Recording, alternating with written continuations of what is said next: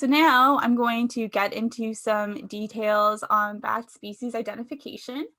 So I'm just going to cover all of the species and some of the more confusing species groups. And then after that, we'll have quite a bit of time to do an activity where you'll actually get to do some ID yourselves. So I'm about to cover a lot of information in this section, but it definitely isn't something you have to memorize. It's all in our guide. I just want to touch on some of the characteristics of all of the individual species before we actually get into species ID.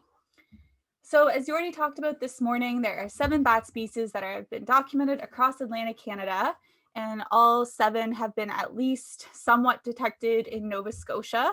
So all of these species are definitely relevant for your province, and it will depend on actually where you are in the province, of course. So for the purposes of acoustic analysis, we group our bats in Atlantic Canada into 2 general categories. So our high frequency bat species, so bats with an FC greater than or equal to 35 kilohertz. So that would include our little brown Myotis, our northern Myotis, our tricolored bat, and our eastern red bat. And then we have our low frequency bat species, so bats with an FC typically between 15 to 30 kilohertz. And that would include our our big brown bat, our silver-haired bat, and our hoary bat. Okay, so when analyzing spectrograms, again, you really want to look at the file in both compressed time and normal time view. You want to look at things in full spectrum and zero cross to make sure you're getting a full picture, and all of that will help with species ID. So just a note here on the strengths and limitations of acoustic ID.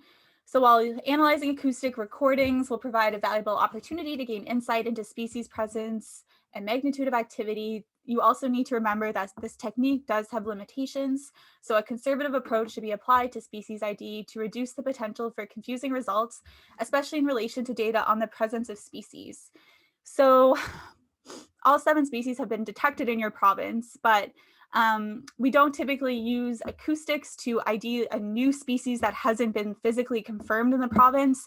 For instance, big brown bats there are a few isolated cases where they've been confirmed physically in Nova Scotia. So I wouldn't want to see acoustic ID, even if a sequence potentially does look like big brown. You don't want to run out, and report to the news or something that all of a sudden big brown bats are confirmed in Nova Scotia. So we always do take a conservative approach. And if you are IDing something that doesn't make sense for your area, it likely isn't there, I guess. So you really do have to keep that in mind. So there are some species like the hoary bat that have highly characteristic echolocation calls. And so they're very easily recognized from other species, especially in Atlantic Canada. So they're kind of a gift, but we do have species that are more closely related to each other, such as little brown Myotis and northern Myotis, that have incredibly similar echolocation call characteristics that make it challenging to reliably separate these species for ID purposes. We even have some species that are not closely related to one another, but they still have significantly overlapping echolocation call characteristics. So like the silver-haired bat and the big brown bat. And this results in only being able to confidently identify call sequences to species in very specific circumstances. So your goal is not like, oh, I'm an expert, so I'm going to get down in every single file to the species level. That wouldn't be accurate. So there are some files that we can ID to the species level, and some files we have to just stick with a generic grouping, and that's fine. That's actually more accurate than going down to the species level with every single file. And if you are using auto ID, that's why auto ID often assigns files the wrong species ID, because auto ID does always go down to species, in which in some cases it actually shouldn't actually do that. So if you are not confident in identifying a bat to a particular species, it is preferable to be conservative and assign the particular bat sequence the appropriate common grouping, which we will go through. Hopefully that all makes sense. Okay, so let's get into our first species. We have the little brown Myotis, and you already touched on our 4-letter, oh, I moved you, so now you can see that, sorry. Just try to move that out of the way. So you already touched on our 4-letter codes earlier. So these are the NA-BAT codes that they use for species ID. So you take the first 2 letters of the genus and the first 2 letters of the species name, and you combine that for your 4-letter code. So Myotis lucifugus becomes Milo. And the Kaleidoscope software for auto ID actually uses a 6-letter code, so that discrepancy is a little bit of a nuisance. But so we'll be using, though, the 4-letter code that is outlined in the NABAT protocol. So the little brown Myotis is typically described as a 40 kilohertz Myotis. So that just means that it's a Myotis species with a standard call FC between 35 to 40 kilohertz. So our 2 Myotis species in Atlantic Canada are both 40 kilohertz Myotis species. There are several Myotis species that have this distinguishing call characteristic. So depending on the habitat, the little brown Myotis can actually echolocate as low as 30 kilohertz, but this would be in low clutter or open environments. In high clutter habitat, the Fmax of the little brown Myotis can go as high as 100 to 110 kilohertz. And the little brown Myotis pulse has a distinctive knee that results in the calls having a curved appearance.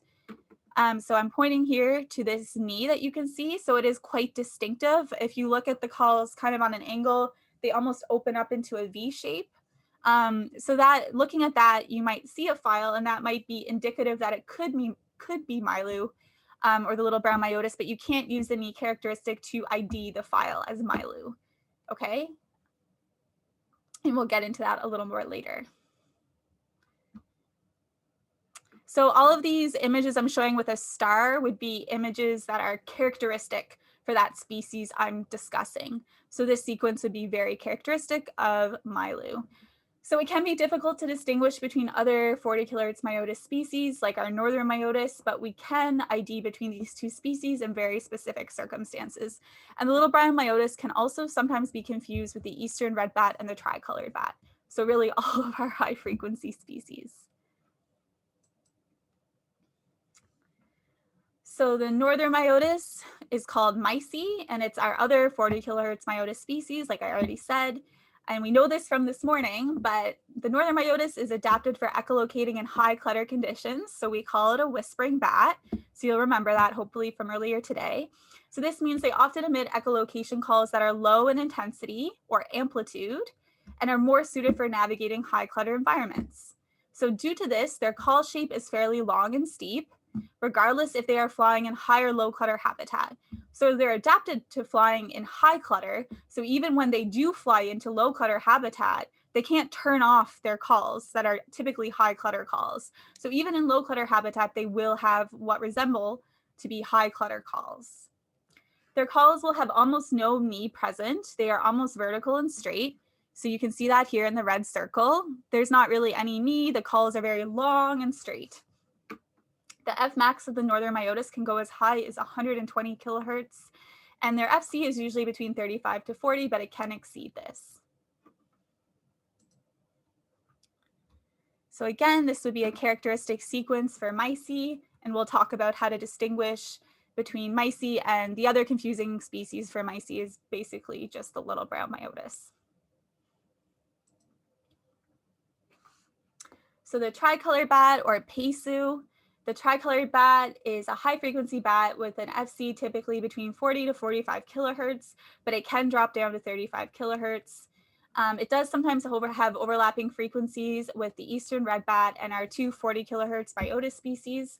So these calls can sometimes be confused, especially in high clutter habitat. Occasionally, tricolored bat calls will display a toe that sweeps downward, sometimes resulting in the pulse having a flat S shape, which you can see here. Some people don't like it being referred to as an S shape because they don't feel like it looks like an S shape. But if you kind of like turn your head on the side, you can draw an S that's kind of been squished, I suppose. So they can have that S shape appearance, but it won't be like an upright S. The tricolored bat call sequences are very consistent, with the FC of each pulse being approximately the same kilohertz. So we'll talk about consistent calls a lot today. That basically means, like I did here, I can draw a line right along the bottom of the calls, and it won't be perfect. You can see a few calls or pulses go a little bit lower, although that could just be an echo or noise. It won't be perfect, but you can pretty much draw a line along the bottom of the calls, and that means they're consistent. The F min, or the lowest frequency in the call, is fairly consistent among the whole sequence. Tricolored bat calls can also have a very rounded, hooked appearance, where an upturned toe can be present around 40 kilohertz. And here again is our characteristic starred sequence for Pesu.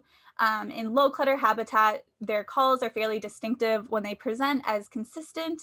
Again, consistent, I can draw a line along the bottom of the pulses, flat calls with an extremely low slope around 40 kilohertz. So you can see these calls are very flat, around 40 kilohertz, so that would be distinctive for Pesu, or the tricolored bat, although it can sometimes be confused with eastern red bats and little brown Myotis. Our last high-frequency bat species is the eastern red bat, and it belongs to the Lasiurus bat family, so we refer to these bats as Lasiurans. So you can see its genus is Lasiurus. So that would be an example of a Lasiuran bat species. Our other Lasiuran bat species is the hoary bat. So we refer to this as Labo, this species. So our Lasiurans have very distinctive call characteristics, which include an undulating pattern. So remember, with our consistent pattern, I can draw a line along the bottom of the calls and it matches. But you see how I draw a line here and the calls are below the line, then above the line, then below the line, then above the line. It follows this wave pattern where the F min does not remain consistent. It changes, it goes up and down, up and down. And that's what I'm talking about when I'm talking about undulating pattern. And I'm going to go over that again and again and again. So if you don't quite get it this time, don't worry. Additionally, with Lasiurans, the shape of the call frequently presents in a hooked appearance, which we can see here in this circle. Do you see how the call forms a bit of a hook? And they can even have a hooked appearance at higher frequencies, which is often the result of a distinctive upturned toe. The FC is usually between 30 to 40 kilohertz, but it can be as low as 28 kilohertz in low clutter habitat and even exceed 45 kilohertz in high clutter habitat. So I just want to draw attention to that because the eastern red bat, I just said, I grouped it, right, as a high frequency bat species, which it is, but high frequency means 35 kilohertz or above. And the eastern red bat actually can frequently echolocate down at 28 kilohertz, which would actually put it in a low frequency bat category. So this species does actually kind of span between low and high frequency. So you do have to keep that in mind for this one. It makes it a little trickier than some of the others. At low frequencies in low clutter habitat, calls can have a slope or an SC that approaches flat, so they'll have a very low slope. But in high clutter habitat, they will produce extremely steep calls, those calls with a high slope. Again, a great characteristic sequence for Laebo, and they can sometimes be confused with tricolored bats and little brown Myotis, especially in high clutter. Our species are often confused in high clutter, and that's why we typically don't use high clutter for ID purposes. In low clutter, I would say Laebo are fairly easy to distinguish because of those Lasiuran characteristics. Any questions about our 4 high frequency bat species so far?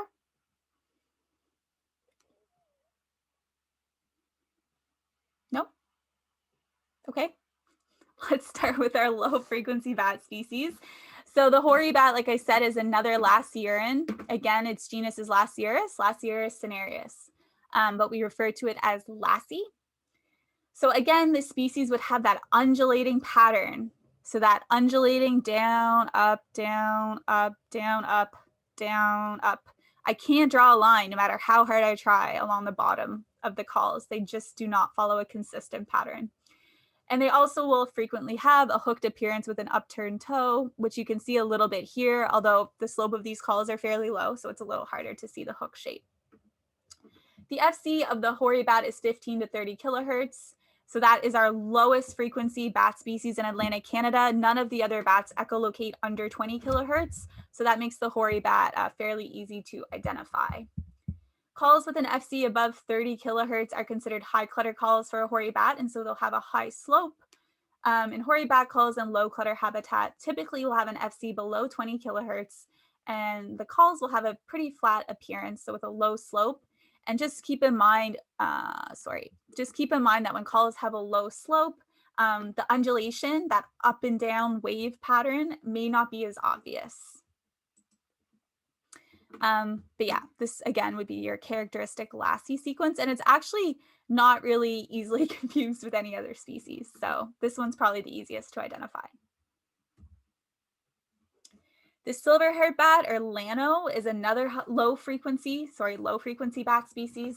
The FC of their calls is typically 25 to 30 kilohertz, although the F-min of their calls can go down to 23 kilohertz in low or moderate clutter habitat.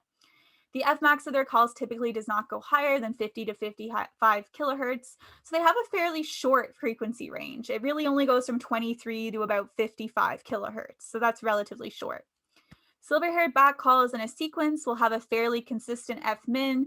So here I didn't draw the line along the bottom, but I could draw a line along the bottom. Again, it's not going to be perfect. It's still a wild animal. There's going to be variation, but it's not following that up and down undulating pattern. The toes of these calls can either be upturned or downturned. So here you have a bit of a downturned toe. So again, this would be a characteristic sequence for Llano. So basically you're looking for flat, consistent calls around 25 kilohertz FC, but we'll get into that in a bit.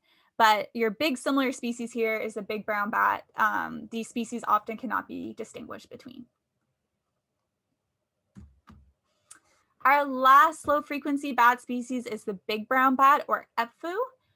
So the FC of their calls, it's the same as the silver-haired bat, typically between 25 to 30 kilohertz. But the F-min may be as low as 20 kilohertz in low clutter environments, and the F-max of their calls can go above 60 kilohertz. So this species has a much larger range in frequencies than the silver-haired bat. It actually can go down to 20 kilohertz and exceed 60 kilohertz. Big brown bat calls in a sequence will also be consistent, so they have a consistent F-min. We talked about that a few times already. You can draw a line along the bottom of the calls.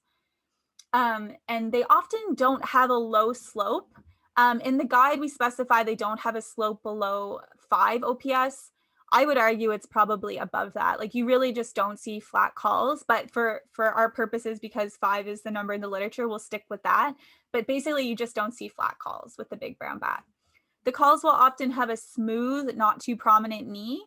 So you can see here, there's a bit of a knee, but it's smooth. It's not as angular as with the little brown Myotis. And pulses can sometimes end in an upturned toe, resulting in a slightly hooked appearance, or a downturned toe, resulting in an S shape. So there's some variation there. As I said, it can be really hard to distinguish between silver-haired bats and big brown bats, but there will be some characteristics that we'll discuss later. This sequence would be characteristic of Epfu, or big browns. Here, I just have a chart that's, again, it's our guide. Just if you need to reference it, it would be in our guide, but we just provide all of the 4-letter codes for all of the species. So Milo, Mysi, Pesu, Laebo, Lassi, Llano, Epfu, which we'll be talking about. I use those codes a lot. So when we're talking about species ID later today, I might refer to those codes, but if you're confused at any point and you're like, I can't remember what you're talking about, just let me know. Okay, any questions about our 7 species just by themselves?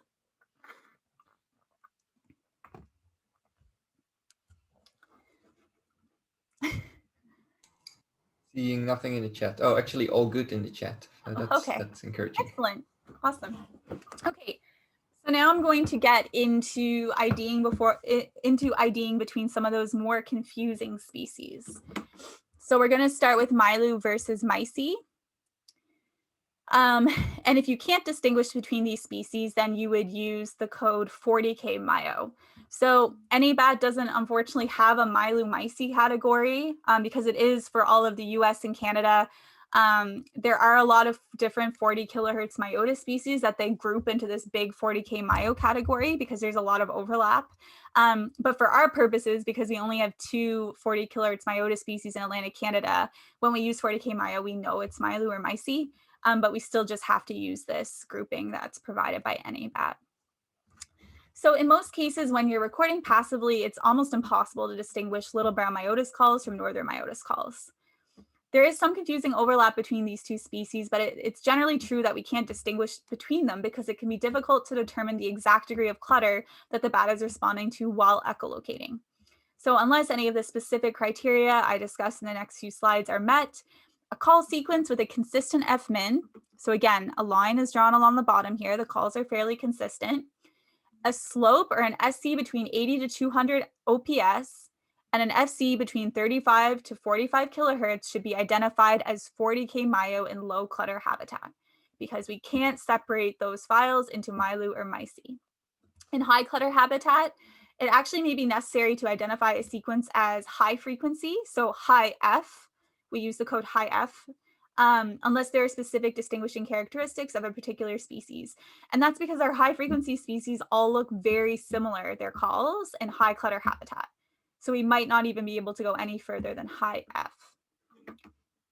Unless you're in an area that maybe you really only expect the two Myotis species, in which case you could go with 40K Myo, but we'll talk about that later. Basically, just high clutter, you will probably have to use a generic grouping. So in very specific low clutter habitat conditions, it may be possible to differentiate between Milo and Mysi.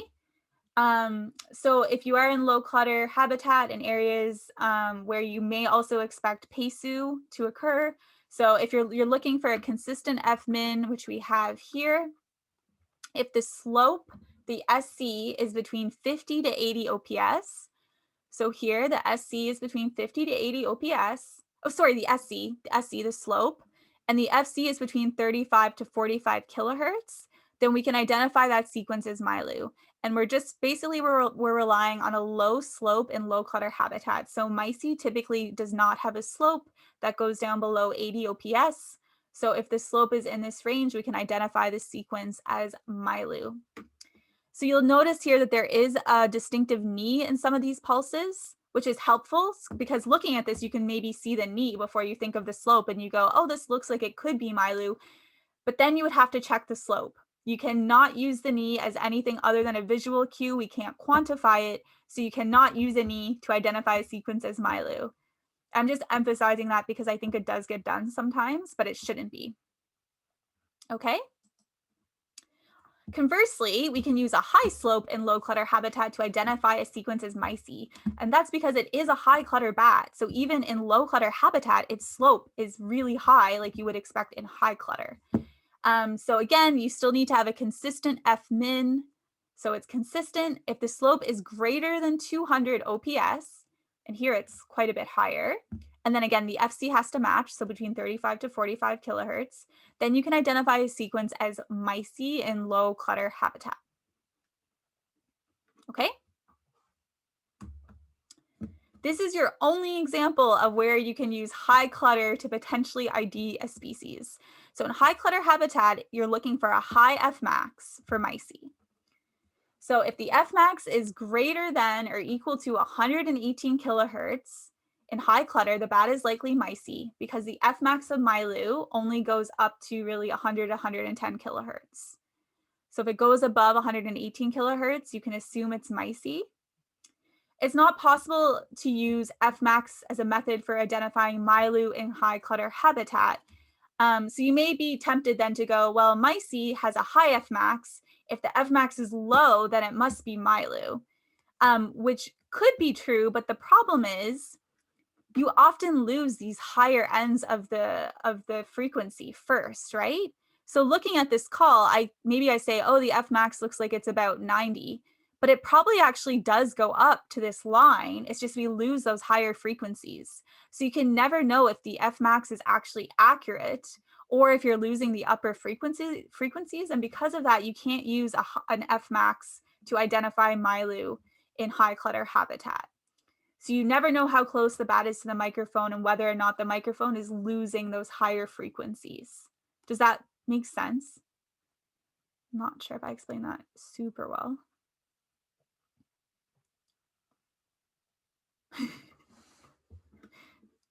Oh no, no response.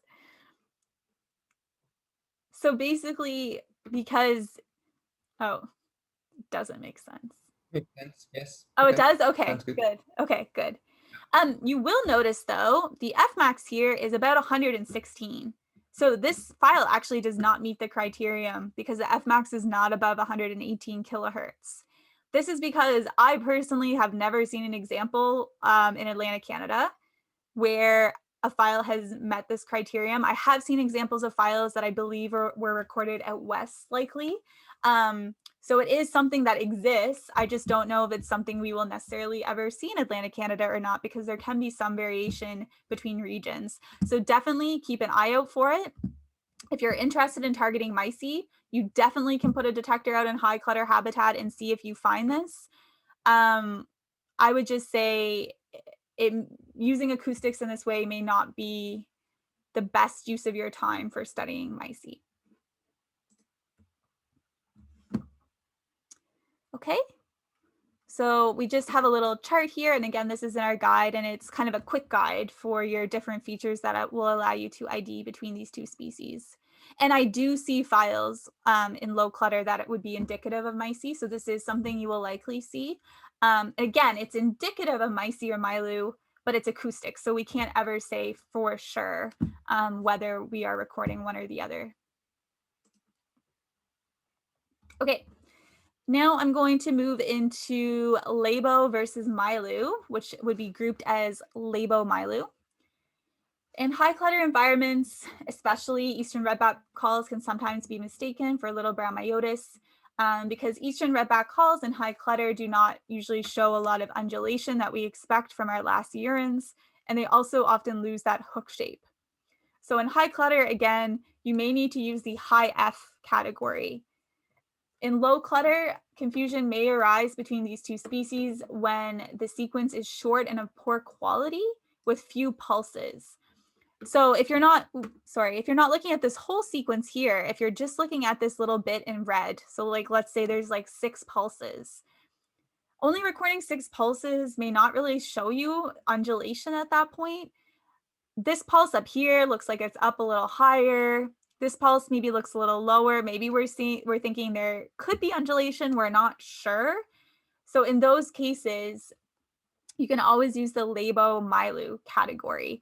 When I look at the whole sequence, I can see it's consistent, but if I was just getting like a few pulses, like 3 or 4 pulses, maybe you're unsure, you can always use this category.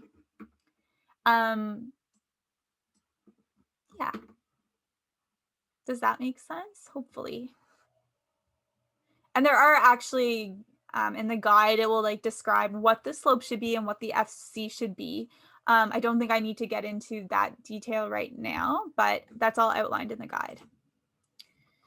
So for distinguishing between these two species, you're really looking for the F-min being undulating or consistent. So in modern low clutter habitat, it's usually pretty easy to ID between these two species because of their appearance.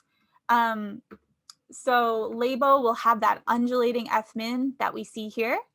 So you can see it goes down, up, down, up, down, up, okay?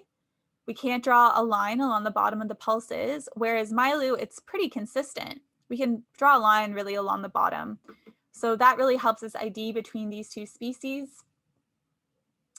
Milo, again, will have more of that knee shape, like that angular distinctive knee, which we see here, whereas Labo will have a hook shape. Again, that can help us start to look at these files. We can't use the hook shape or the knee to ID between Labo or Milo, but it can help us begin to look at the files.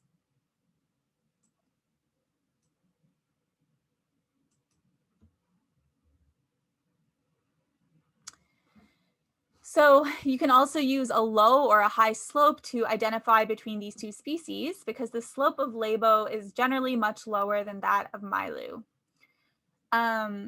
So in low clutter habitat, you're really just looking for a slope less than 25 OPS for the file to be considered Labo. And it does depend, you have to also rule out your tricolored bat in some areas, so you do have to keep that as mind as well. So if the slope is less than 25 and the FC is between 28 to 35 kilohertz, you can ID a file as Labo, even if this file is undulating, so you can actually see that. But if it was consistent and the slope was that low and it also met the specific range for the FC, you would be able to identify the sequence as Labo. Milo generally has a much higher slope than Labo. So in low clutter habitat, if the SC is between 50 to 80 OPS, so here you can see it's between 50 to 80, and again, the FC has to match, so it's between 35 to 45 kilohertz, then you can identify the call sequence as Milo.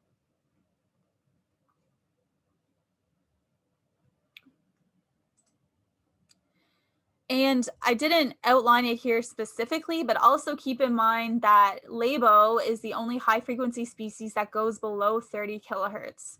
So really, if you're seeing something that looks like Labo and it does drop down that low, it's likely Labo, but you do have to be careful because in that range, you also have your low frequency species to consider. So just keep that in mind. Again, we have our little table or chart with our quick features. Okay. Unless I have questions, I'm going to start going into Laebo versus Pesu. So again, it's your main issue in differentiating between these two species is in high clutter habitat, where the eastern redbat loses its lacierine features, so that it loses its undulation and its hook shape in high clutter. So again, in high clutter, you may want to use high F. In low clutter habitat, both Pesu and Laebo may also exhibit calls with a rounded hooked appearance, which does lead to some confusion between these two species. In low clutter habitat, if you're looking at a short sequence with no undulation or slight undulation, an FC that meets the proper range, so between 35 to 45 kilohertz, and a slope less than 25 OPS, then you can identify the sequence as Laebo Pesu. So basically, if you're unsure whether it's undulating or not, and it has a low slope, because both Laebo and Pesu have a fairly low slope, you may need to use the Laebo Pesu category if you're unsure.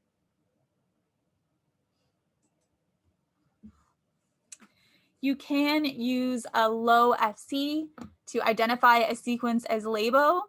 This can be a little harder with the other high frequency bat species, but Pesu is actually the high frequency bat species with like the highest frequency range. So there is a bit of distinction here. So in moderate and low clutter habitat, Laebo calls may have an FC that actually goes down to 28 kilohertz, whereas the lowest FC of a Pesu call is 35 kilohertz. So you can use an FC between 28 to 35 kilohertz to identify a sequence as Laebo. So here the FC is 32 kilohertz. So it's fairly high. So you might be, it's kind of in that area that it could be lower high frequency. So it's a little hard. The Fmin does drop down to 29 kilohertz. So I know it's too low to be Pesu. So in this case, it's actually undulating, which helps us. But if it wasn't, and we did have a low FC, we could consider Labo instead of Pesu for a sequence like this. But in most cases, you will be relying again on undulation to help you figure out whether or not it's Labo. So here again, we see it goes down and up and down. It has a bit of a hook shape to the call. So that really lets us know here that this is Labo. But in some cases, if you're not seeing that, you may still be able to identify it as Labo based on a lower FC.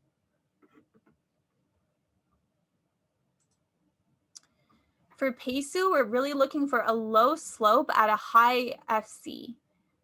So in low clutter habitat, if the calls are consistent, so again, we can draw a line along the bottom of the calls if they're consistent. If they're approaching flat with an SC less than 20 OPS, so here it's less than 20 OPS, and the FC has to match, so 35 to 45 kilohertz for Pesu, then you can identify that sequence as Pesu.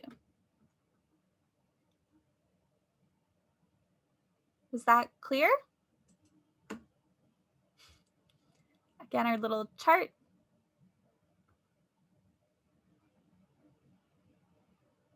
Okay.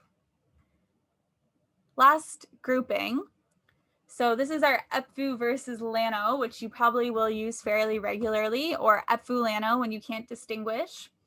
So in high clutter habitat, again, it may be necessary to identify a sequence as low F if you're unable to distinguish between our three low frequency species. So big brown bat, silver-haired bat, and hoary bat. So again, you may need to use this time that low F or low frequency category. In low clutter habitat, if the calls present as consistent, so again, you can pretty much draw a line along the bottom of the calls, although there may be an occasional call that doesn't match. With an FC between 25 to 30 kilohertz, so here the FC is between 25 to 30 kilohertz and a slope greater than 15 OPS, then you will likely have to ID the sequence as Epfu Lano. Okay? You can use a low slope to identify sequences Lano. And remember, that's because big brown bats typically never have a low slope. So in low clutter habitat, if the calls have a consistent F-min and are essentially flat with a low slope, so again, they're pretty consistent, and the calls have to have a low slope, so less than 15 OPS, which we have here, less than 15. And the FC also has to match, so that's between 25 to 30 kilohertz, which we have here. Then you can identify the sequence as Lano. Okay, so Lano, you're looking for low slope at around 25 kilohertz.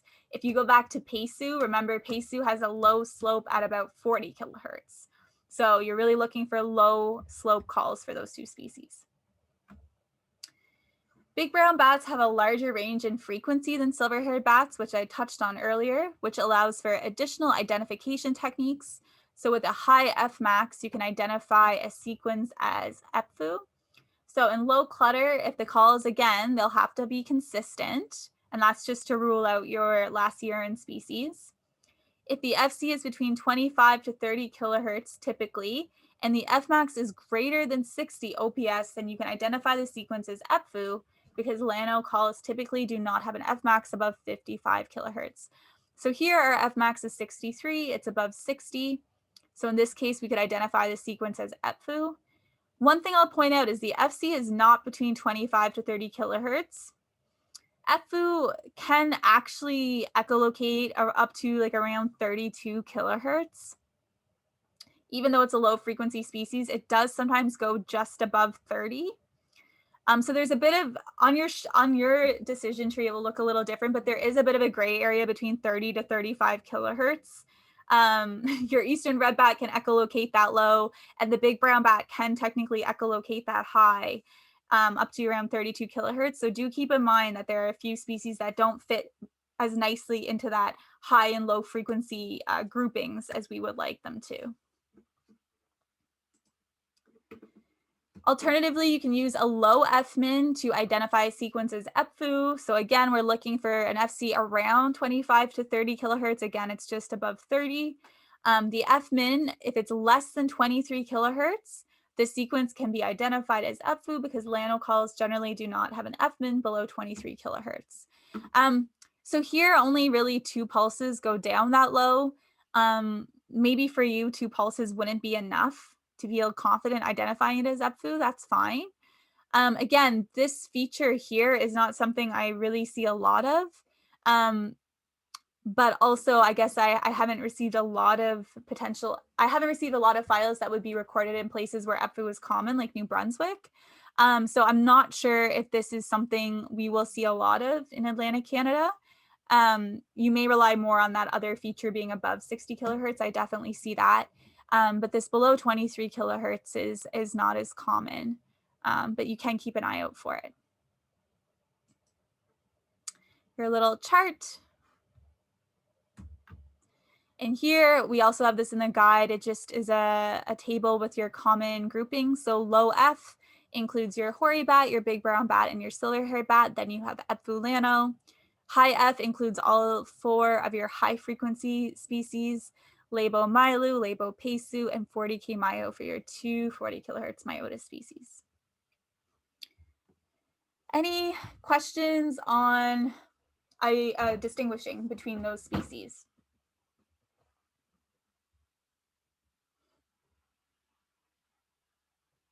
Okay. This part of the afternoon, I can never tell if I'm losing people or not. Okay, so we are going to do our activity in a minute. I just want to touch on, other than your bat species, you have 2 other, I think, categories that you may want to use. So alternative IDs, and the first is noise. So we talked about this morning, but if a file has less than 3 pulses and 0 cross, it's not considered a bat pass. And so you should ID that file as noise. So here you only have 2 pulses and 0 cross. So I don't even have to worry about IDing this. I just look at this and I go noise. This file here has lots of pulses in full spectrum. None of them are in 0 cross. That's why the values are 0, because remember, Kaleidoscope uses 0 cross for calculating its values. So again, I just don't even have to worry about this file. I screen it as noise. Noise can also be used for fractionated calls of poor quality. So again, you need 3 good quality pulses in zero cross to be considered a bat pass. I'd say we have one good quality pulse. Both of these pulses are questionable. They're short, they're kind of garbled looking. So even though we have 3 pulses, I think we only have really one of good quality. And so I would likely screen this file as noise. But again, that's where some of that individual variation comes in. Noise may include files where you record other animals. We frequently record birds, insects, and now also rodents as well. I can't look at this file and go, oh, it's a bird. I don't have that training, but this is where that playback, audio playback feature in Kaleidoscope comes in handy. If I play this file back in normal time, I can hear a bird. That's how I know it's a bird. And that's the same with insects as well, and rodents. Your first clue here, though, that something is wrong without even using that playback function is a negative slope. Remember, we don't want a negative slope for bat calls or the bats that we're looking at. So even seeing that there's a negative slope right away, I'm like, something's wrong. Yeah, so this would be an example of noise. You can see the nice harmonics here, though, with the bird calls. Okay. Your last kind of noise would be mechanical or environmental sounds. So here on the left, this was likely recorded during a mobile transect. You have something here that does look like a bat pulse, kind of, but it's identical. A bat pulse would never be that consistent that every pulse looks exactly the same. It's also only in full spectrum, so you would know that it's noise anyway. Here also, again, it's only in full spectrum. You're getting these long lines that could be environmental noise. So you will see files like this as well. Okay, so that would be your noise category. Your other potential category is no ID, and that would be in files that you know it's a bat, but you can't ID it even to your high or low frequency group. So if you look here, the FC is 39. So, okay, I'm like, okay, it's high frequency. The FC is above 35. That's easy. But then the F min is down to 26. Like, why? Now the F min is down to a low frequency grouping. So is it a high or low frequency bat? Like, I don't know. So I sent this file out to 4 experts. They ID'd it as Labo, Epfulano, 40K Myo, and Epfu. Not a single one of them agreed on an ID for this file, in which case I know that I'm going to go with no ID. So you will see these occasionally. And of course, you can also use no ID for social calls as well, if that's something that you do see.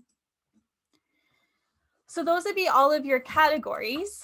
I also just wanted to just quickly touch on what to do if you have more than one bat pass or sequence within a single file, because this is maybe something you will see. So stationary point surveys, if you have 2 or more bats of the same species or species group, so here both bats are 40K Myo, and this will come with practice, but when you're looking at compressed time, you may think it looks like it's undulating because it goes up and down. But I can actually draw a line along the bottom of each set of pulses. So each of these lines is actually very consistent. There's just 2 of them. And then when you look at it in normal time, you can actually see that there is a line of pulses behind the line in front, and they are consistently spaced in each line, but they look very irregular when you combine them. And that's a bit indicative of having 2 bats of the same species or species group. Although this does come with time, being able to see this. I know it's a little bit harder. You could, when you're actually using the software, you can zoom out and that makes it easier to look at it as well. But if you do have, for a stationary point survey, 2 or more bats of the same species or species group, you would just ID this whole file as 40K Myo. You don't need to add a line for the second species because any bat is using stationary point surveys for presence absence data, and you've already captured 40K Myo in this file. So it's not really necessary to capture it again, especially when usually you are recording hundreds, if not thousands of files. Losing 140K Myo is not a huge deal. If you're doing stationary point surveys and you have 2 or more bats of different species or species groups, in this case, I would actually add another row in the spreadsheet. And I do discuss how to do this in the manual ID video for Kaleidoscope. But that's just because Often the second species will be more rare, something you don't record as often. So for species presence absence, you will want to make sure that you capture both of those species. So here in red, I have a 40K Myo, and in blue, I have a Lassie, which you can see here as well. So I would add a line in the spreadsheet here, even though it's a stationary point survey. In your mobile transects, it doesn't matter if they're the same species or species group or different ones. Because you are counting every bat for your relative abundance estimate, you will always have to add another line in the spreadsheet if you have more than one bat within the same file. It doesn't matter if they're the same or different species. You have to capture each bat in these surveys. So here I have something that looks like Mysi in red on the left, and in blue on the right, I have Epfulano, which you can see here as well. So you would have to add a line for each of these, or add a line for the second species. Okay, questions?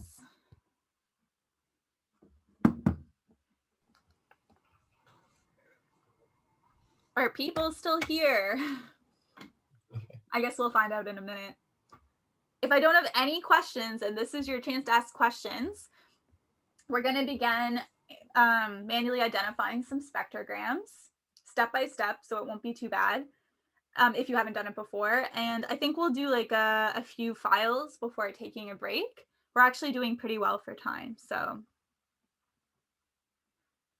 Okay, I'll give you a second to think about questions. I'm just going to show you this.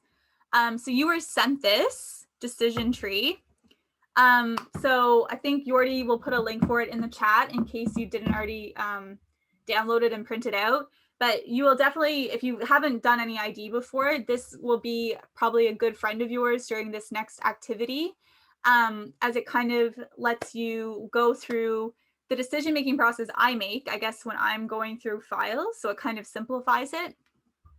So again, I have a note here that all of these options here are for search phase calls. So you're always going to want to focus on search phase, which I make a little easy for you in this activity because I choose to show you search phase parts of a sequence. But if you're doing this yourself, remember that you need to focus on the search phase, part of the echolocation sequence. And also all of these specifications are for low clutter habitat unless I specify. So there's one example here that's for high clutter, the rest are for low clutter. So even above lower high frequency, I'm probably first looking if I'm going to screen the file as noise. So if there are less than 3 pulses and 0 cross, if there's a negative slope, if something weird's going on, I screen it as noise and I don't even go any further. Once I know that it's a bat, I would likely ask if it's a low or high frequency bat species. So for low frequency, we're looking for an FC between 15 to 30 kilohertz. Okay, so that would be our low F grouping. If you can only get that far, that is great. Stick with low F. If the only thing you can do is tell if it's low or high frequency, that's great. I'm really happy with that. So that would be low F. If you feel comfortable to go a little further, the next thing I look for, I'm trying to rule out my last urine. So I'm looking if it has an undulating F min. Again, if it's going up and down, up and down. So if it has an undulating F min, I can ID the file as Lassie. Alternatively, if the FC is less than 20 kilohertz, I can identify it as Lassie. If it doesn't meet any of those criteria, I go down to Epfulano. Is there a question? There are a few. There's also the observation that the file that I sent is slightly different from the one you're showing. I was going Tessa's made a couple of last minute updates. They're not going to be significant right now, but yes, good observation. There's a couple of minor differences there. We've had feedback during the workshop, so yeah. Sorry? I was just saying we've had feedback during our workshop, so that's led us to tailor it a little bit to make it easier to read. Yeah. Yeah, so for now, whichever one you use, it's not gonna make a whole lot of difference. Also, while we have you here, someone's asking roughly how long would it take to ID, say, 1,000 bats? For Yordi or for someone who's just beginning? Yeah. There's gonna be a lot of variables. Yeah, I assume it's for a beginner. It depends on a lot of things. Like it depends on how many species you'd expect in your region or not. So like if you're in Southwest Nova Scotia where you really could expect anything, If you were a beginner with 1,000 files, I'd say it probably would take some time. So like for me, I could go through 1,000 files within like probably a few hours, IDing down to species level. So for a beginner, it would take longer. So it might take a few days, I guess, of actual work time to go through. When you're beginning, it's definitely a lot slower. You already goes through thousands of files in like an hour. So, and it also will depend on, yeah, like how detailed you go in species ID. I don't think there's like a set number though. We do get asked that question a lot. I think for a It's beginner, sorry. because so I go for a contract. I go over more than 100,000 files per summer. So I make a couple of decisions where I don't go down this decision tree all the way for all the species because of certain complication that Tessa has already indicated with the 40K Myo. So I never even go down to that level of detail. And most of what I'm seeing here in Prince Edward Island, that's another variable, is 40K Myo. So 1,000 files I can do in under half an hour. But if you want to take the effort of going, like, can I distinguish down to these different 40K Myo species, you add time. And as I mentioned, in Nova Scotia, you expect more species that add time. And you're new to this, and that adds a lot more time. So it speeds up with experience, but I'd say with a lot of experience, you can get it to under half an hour with certain decisions made. It depends always. It's a trade-off between efficiency and, I don't want to say accuracy, but like precision, I suppose. So it does depend on those things. I'd say for a beginner to do like from like taking the data and putting it on the computer, processing it, IDing it, and uploading it to the NABAT website, I feel like a work week would be more than enough time to do all of that. I feel pretty confident, especially with our videos and things. Yeah. Was there any other questions, or it was just those two? Oh, No, the other one was, yeah, that comment that the file that I sent is a little bit different. yeah. Okay, so I think then I was at Fulano. Yeah, so if it's not LASI, the only other option for low frequency would be your EPFU or your LANO. You can stop at EPFU LANO if you want. That's a great grouping. You don't need to go further. If you want to, if the F max is above 60 kilohertz, then you can ID it as EPFU. Alternatively, if the F min is less than 23 kilohertz, you can identify it as EPFU. If not, back up to EPFU LANO. Then you can go down, and if the slope is less than 15 OPS, between 15 to 30 kilohertz, you can identify that sequence as LANO. If not, if it doesn't meet either of these two boxes, then you're going to have to go back up to EPFU LANO. And so your goal here should not be to get to the bottom of this decision tree. And if you are going right to the bottom, I can tell now, I've done this workshop so many times. And so I will know that you are doing it. But yeah, your goal here, your ultimate goal is not to get to the bottom, because in some cases it's actually appropriate to use EPFU LANO, and it would be wrong to go down to EPFU or LANO technically if it doesn't meet these criteria. Okay, so that's if it's low frequency. If you decided it was high frequency, then again, you can just stop at high F. So you're looking for an FC greater or equal to 35. And I think this is the biggest difference with your tree. It will be 30, I think, kilohertz, which is fine. It's just something I've tweaked a little bit, but you don't have to worry about that. It won't really make a difference. Calls with an undulating F min. So again, I'm trying to rule out our last urine. So if it's undulating, it's Labo. Alternatively, if it meets this slope at this in this FC range, you can identify the sequence as Labo. If not, you go down and you're trying to rule out your tricolored bat. So if the calls are consistent with a slope less than 20 at 35 to 45 kilohertz FC, you can identify it as Pesu. If not, you stick with 40K Myo.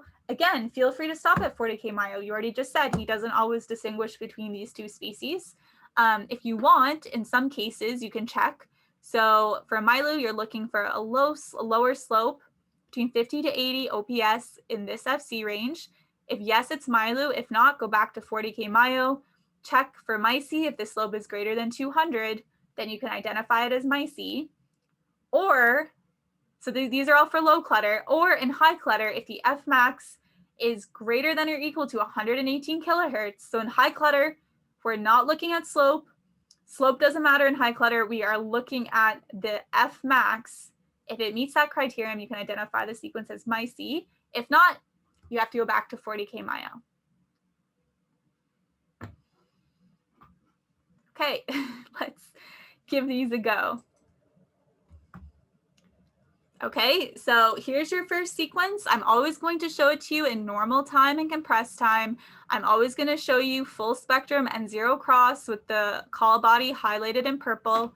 I'm always going to give you the FC of the sequence, the SC. These lines here in white, they're consistently going to be drawn in every image at 40 kilohertz and 20 kilohertz. I know it can sometimes be hard to read the y-axis, so you can remember these lines are always at 40 and 20 kilohertz. I also, when we're in compressed time, I keep the x-axis consistent at 160 milliseconds. So every time we switch slides, this will be comparable in compressed time because the x-axis is kept the same. In normal time, I will always show you the entire sequence. The whole sequence will always be shown to you. I think those are all of the details. Okay, I'll give you a minute for the first one, and maybe we'll get a little faster as we go.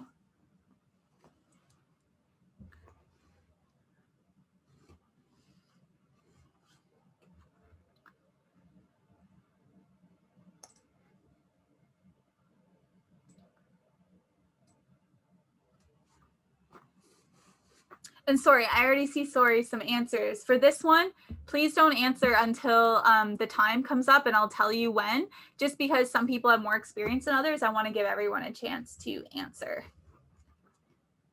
But I'd love to see lots of answers in the chat.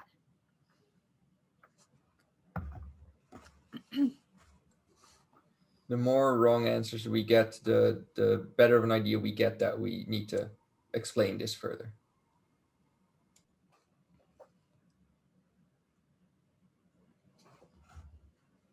Okay, that was a minute, so feel free to answer in the chat or unmute yourself.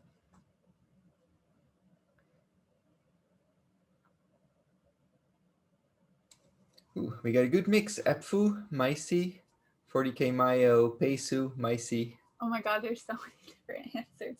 Okay. Okay. More Mysi. Okay, so after this one, anytime you answer, I would like to have some kind of explanation, like why you chose that answer. Or it could be easier to unmute yourself, but for this one, because there's so much variation, I'm actually going to go through it. Okay, so first, the FC is about 43 kilohertz. It's above 35 or 30 on your decision tree. So would that be a high or a low frequency? High, yes. High, okay, good. It's high. So already I think someone had EPFU. It's not EPFU because we already know it's high frequency, okay? Just based on the frequency range. So first we always see if it's low or high. Okay, so going down, our next step is to see whether it's undulating, and none of you put Labo. So I think we know that it's very consistent, F-min. I can draw a line along the bottom. It's not undulating. So I'm not thinking of Labo. Okay, it's very consistent. Next, I'm going to try to rule out Pesu. For Pesu, the slope has to be less than 20 OPS. Is the slope less than 20? No. Okay. So it's not Pesu either. Okay. So now we could just stop at 40K Myo, or we can go a little further if we want and see if we can distinguish between these species. For Milo, the slope has to be between 50 and 80 OPS. Is the slope between 50 and 80 OPS? No. Okay. So we can't go with Milo. For Mysi, the slope has to be greater than 200 OPS. Is the slope greater than 200 OPS? I got a yes, I think. The slope is 148. Is that greater than 200? No, right? 148 is less than 200, right? So the slope is between our Milo and Mysi slope. It's in that gray area in the middle. So we have to go back up the tree to 40K Myo. So this file would be identified as 40K Myo. We can't go any further. Is that clear? I can go through it again if it's not clear. Oh, okay, I'm getting, okay, thank you, thanks, so nice. And I didn't mention, but I will also always specify if it's lower high clutter habitat. Okay, so that was good, I think everyone, we went through that and there were lots of different answers, which was great. Okay, so let's try this one.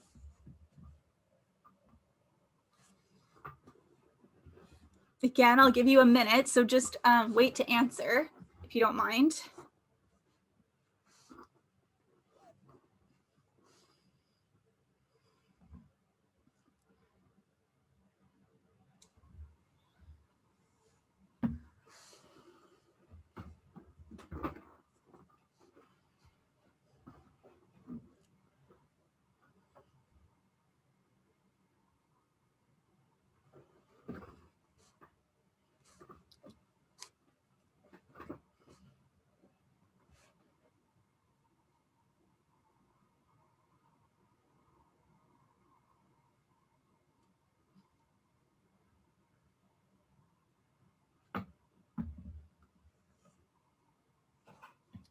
Okay, let's give this one a try. How are we feeling about this one?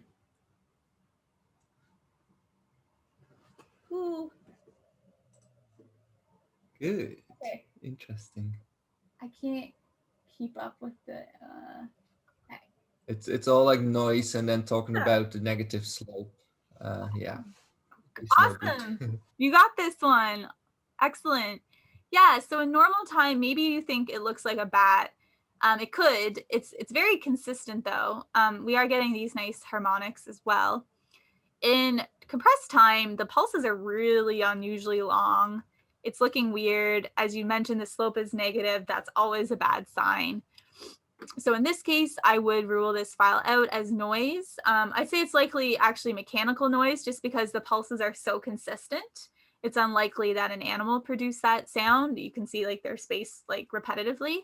But yeah, I would call this noise. Perfect. That was an easy one. Let's try this one.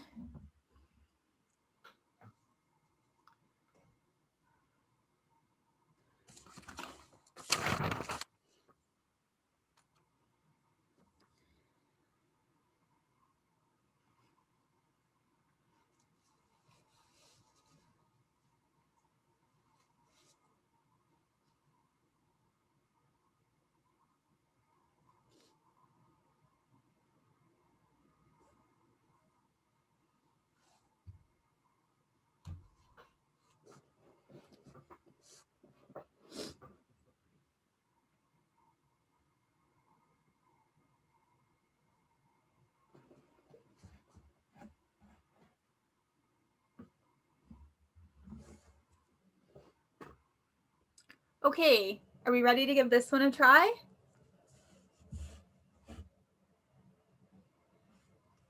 Okay, a couple of explanations as well. Seeing Labo, people talking about undulating F min, FC over 30, undulating FC just under 25. Yeah, okay. I think So they're many. probably meaning SC just under 25. I'm seeing, I think everyone put Labo, so I think that's all clear for this one. Okay, so if we're doing it step by step, let's start with seeing if it's lower high frequency. So the FC is 34, so it's high frequency, right? It's above 30. So actually, I've updated it to 35, so this wouldn't quite meet high frequency, but remember, Labo actually goes down into some of those lower frequencies. But on your chart, this would actually fit. So we know it's high frequency because the slope is above, or the FC is above 30. Our next step is to rule out our last urine. So we see if it's undulating or not. I think in this case, you all kind of put that it's undulating. It's pretty clear. You can see that it's going up and down. When you look in normal time, it's even more clear, in my opinion, that it's undulating. I can't draw a line along the bottom of the pulses at all. In compressed time, it also has that hook shape, which leads us to believe that it's a last urine. It's not definitive, but yeah, in this case, I would ID this as Labo. We don't really have to worry about the slope and that range for this one, because we can already see it's undulating. If it wasn't undulating and it met that criterion for a slope and that lower frequency, then that's fine. But we don't even have to worry about that for this one. The fact that it's undulating and it's high frequency means that it's Labo. I think on the tree it's like, or this other thing. Is that clear?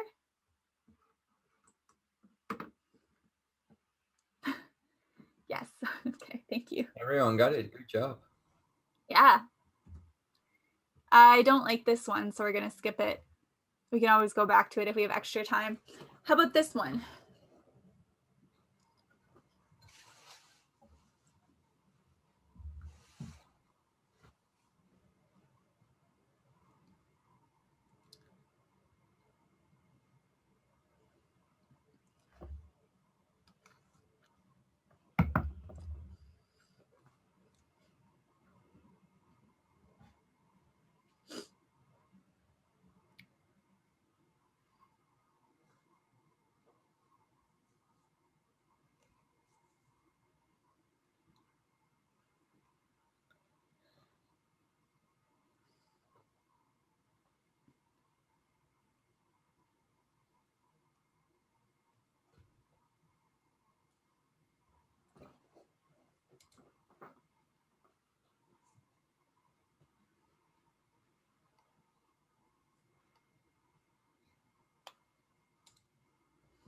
All right, let's give this one a try.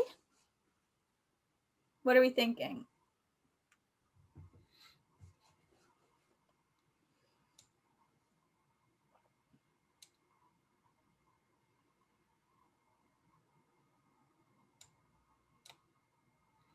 Maybe I'm getting a few answers, not very many yet. Okay, so mostly a couple of Lanos, mostly Epfu Lano. Arguments for Lano, that's the only one given, is FC is under 30 with a consistent pattern. Okay, let's go through this one. Right, so the FC is about 28, 29.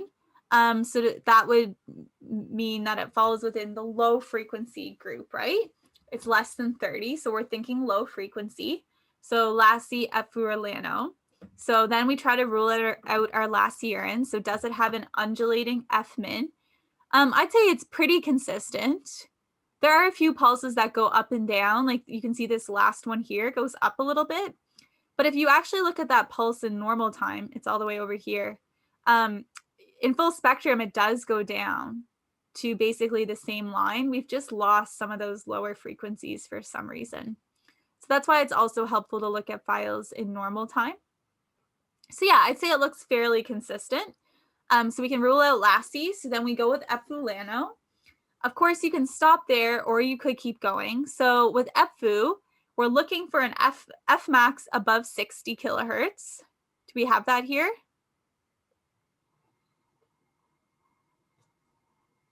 Is the F max above 60? No, okay. Or an F min below 23 kilohertz.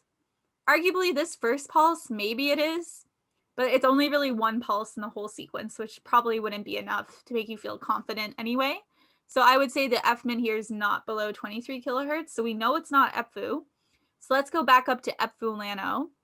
With Lano, it does meet the right frequency range, but for Lano, we're looking for a slope less than 15 OPS.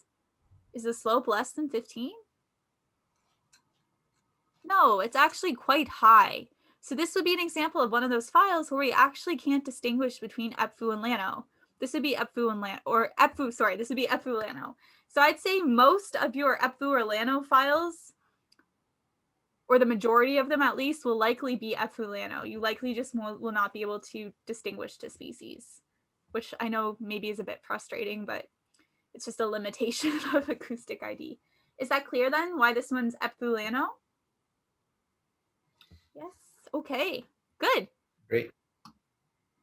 Everyone was in like the right area, Yeah. so that was great. How about this one?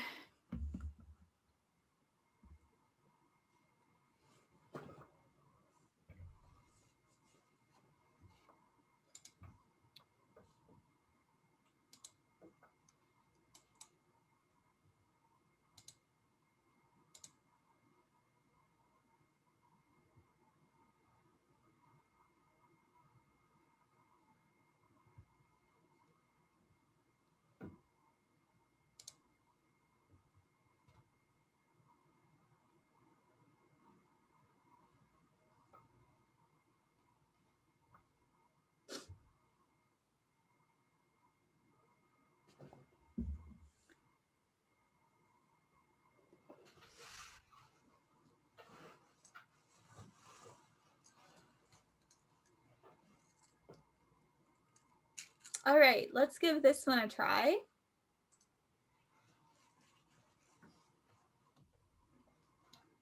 Ah, great. We get some explanations with it. I like it. Great. Awesome. Okay. So everyone says Lano with some arguments of its low frequency. SC is smaller than 15 OPS. It's not undulating. There's also one that says FC is higher than 20 kilohertz.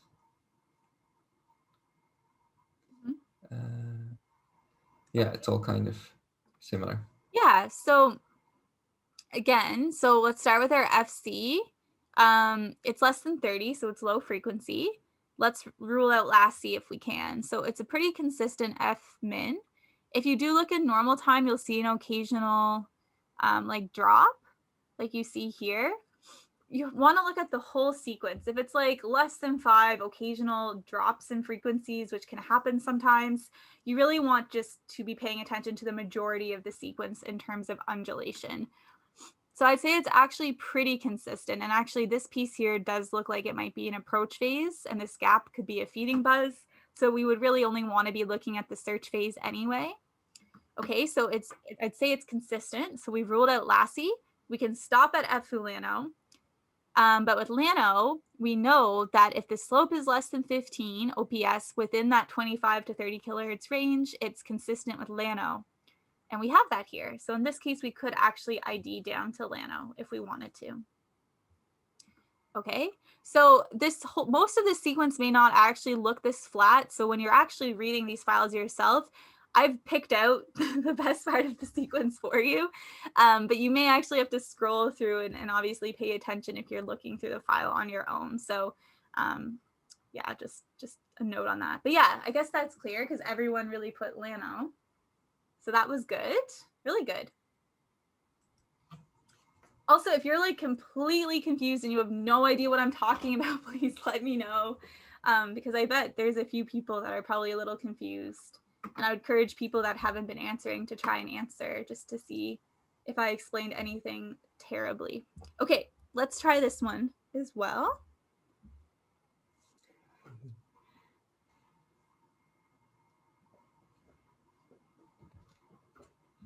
Okay.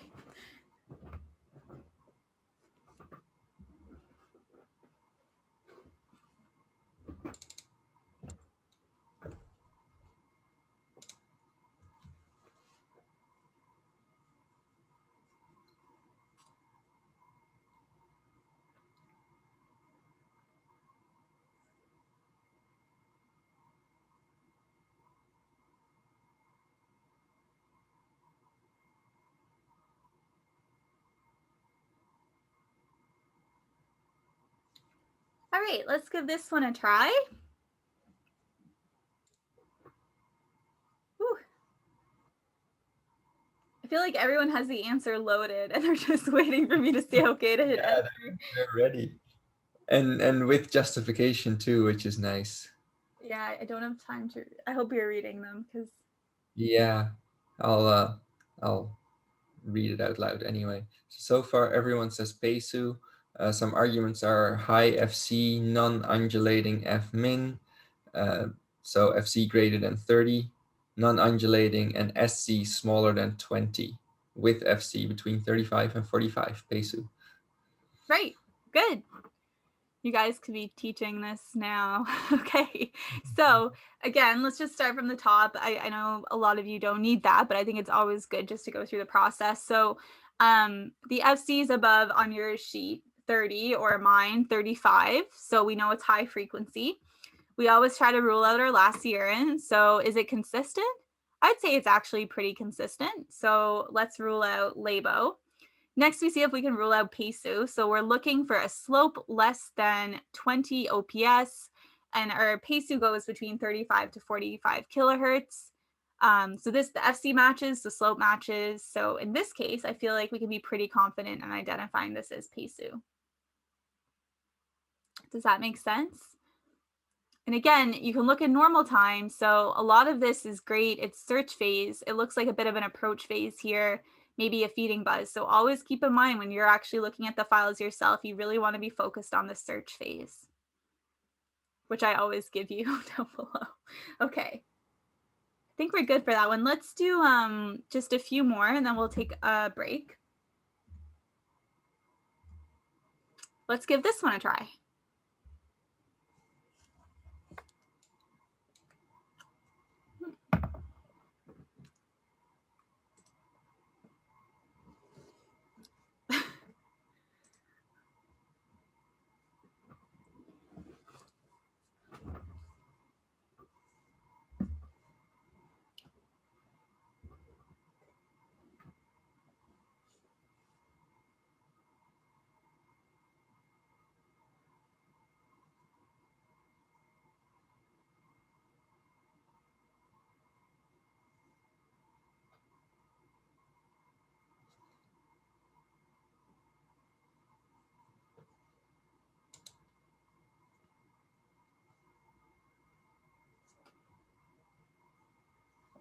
All right, are we good to try this one?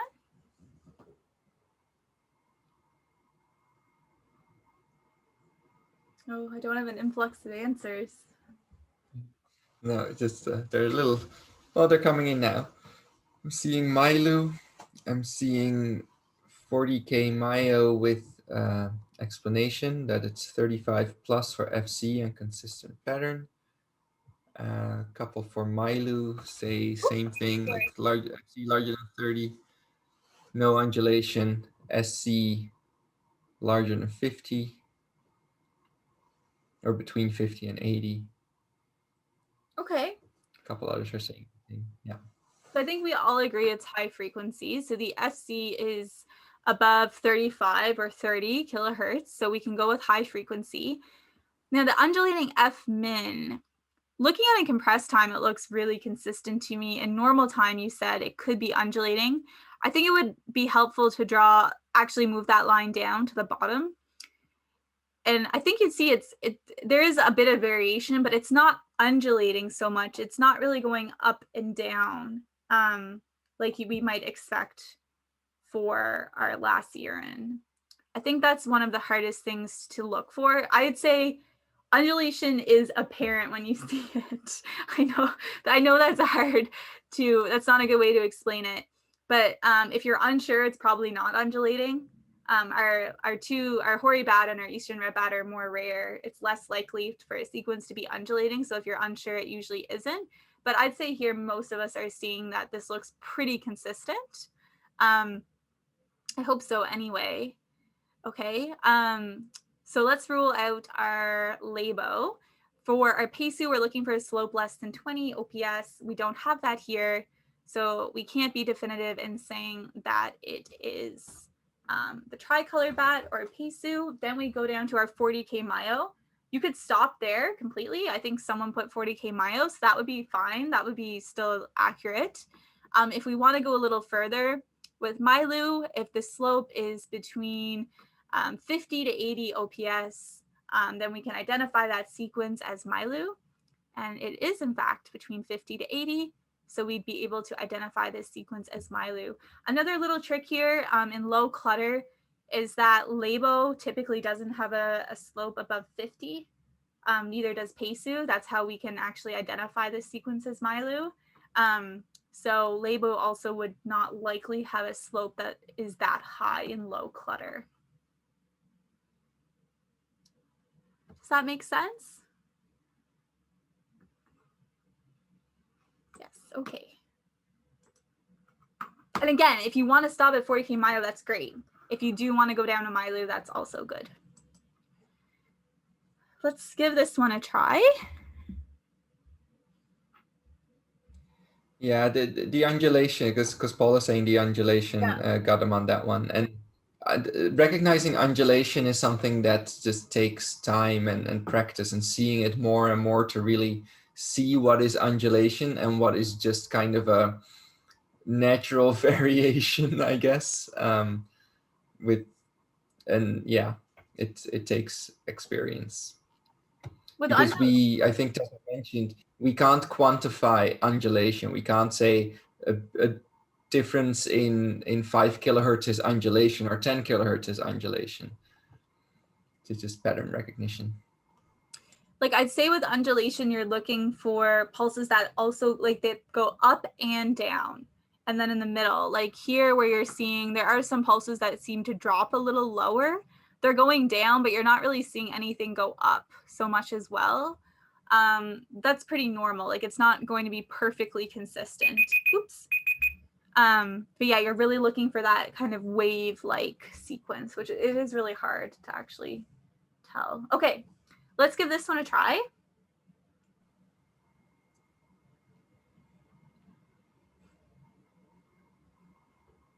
Okay, a bunch of Micey coming in, saying hi FC with SC over 200 OPS with a consistent F min,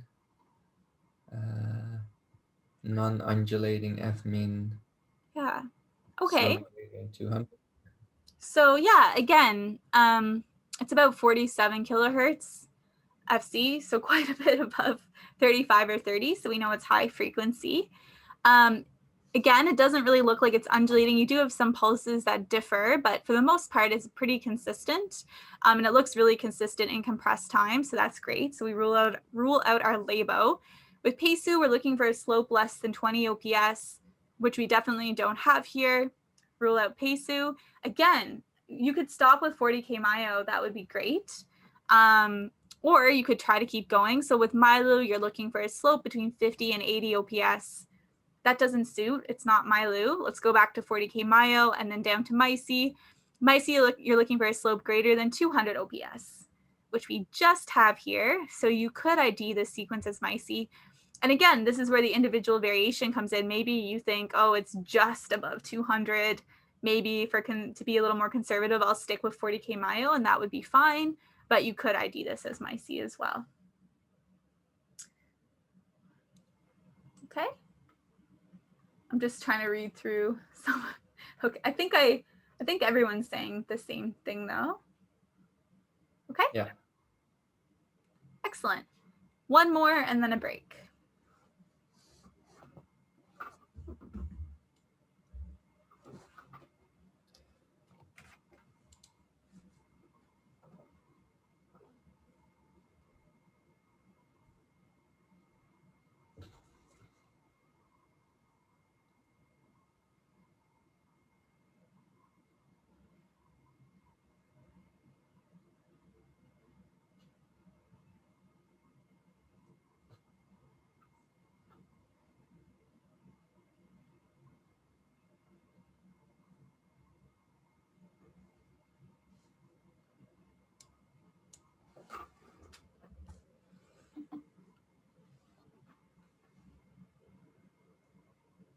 All right, let's give this one a try. How are you feeling about this one?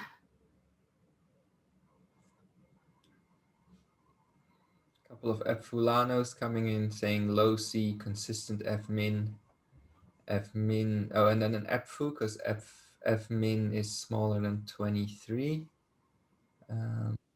But also low FC below 30, undulating. but FC higher than 20. So Lasi Epfulano.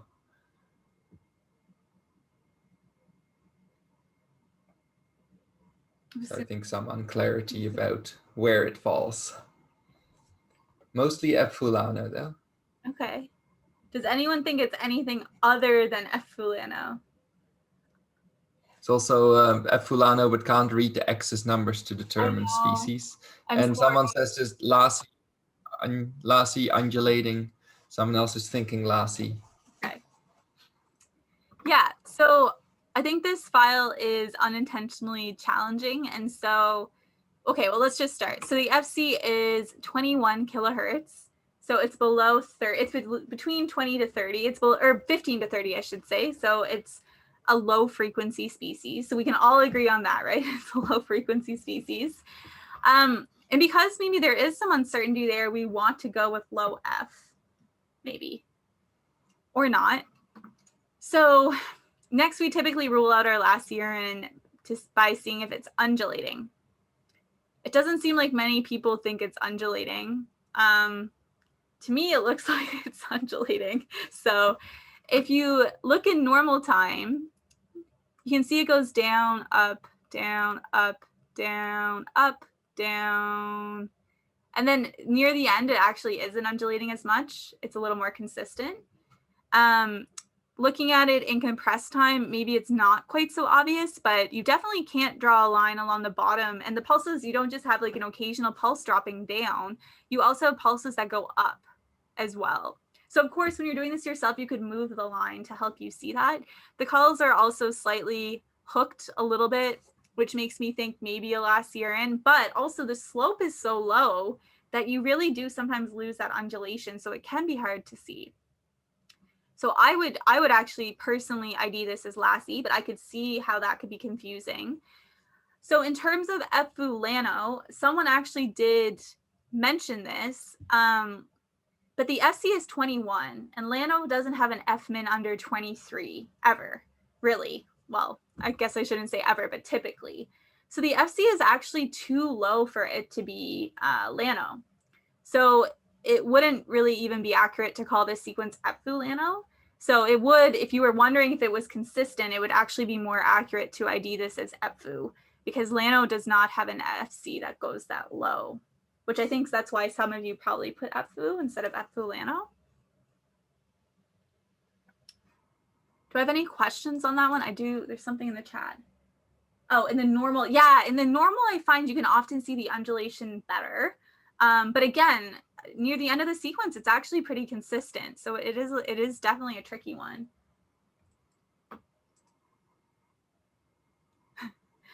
So how do we feel about that one now? You hate this one? Okay. Let's give this one a try.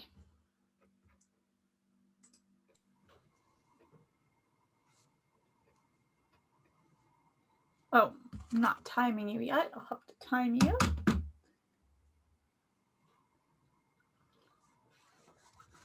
Try not to sip into the microphone.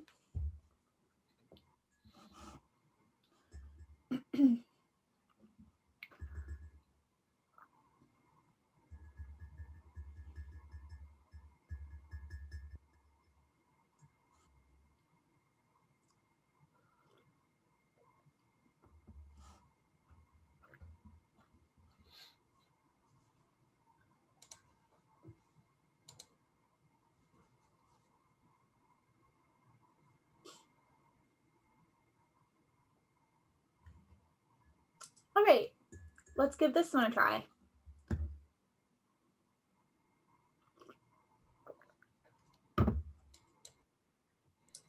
Are the graphs supposed to be covered? Oh, like the fact that it's gray in the right? Yes. Yeah. Yes. Yeah, so the file will only ever record as long as the sound that it's recording meets certain criteria. So I think a file can be as long as 5 seconds? 15. 50. I was like, 5 seems too short. Sorry. A file can be as long as 15 seconds, but it can be a lot shorter if if certain criteria aren't met. So the part in black here would be the length of the file, and you can see it cut off just after 1 second. So maybe, I'm not saying this is a bat or it isn't at this point, but maybe it was a bat and then it turned and flew away from the mic or something, and you only ended up recording just over a second. So the file, that isn't a mistake, it's just a shorter file. Yeah, that's a good question. Yeah. Yeah, it's something we see all the time, but kind of forget to explain because all the other files happen to be 15-second files, because Tessa picks out really good files with a lot of information, but you get some shorter ones as well. So we got a couple answers in the chat. We've got a 40K Myo, a noise. We've got one that says Labo, but maybe noise because it's high frequency and undulating, but SC seems to be off. Oh, seems to be off for Labo, so maybe noise. High frequency Fmax isn't high enough to say it's Myotis in high clutter. Good observation that it's high clutter. Oh, I didn't point that out. Well, it's fine. They all figured it out. Normally, It's I've also on the point that out. yeah, very observative. Okay. Yeah, so it sticks around mostly 40K Myo and Myotis, and yeah. I think there's actually a lot of variation. There's a Labo, there's high F. Yeah, let's get into this. No.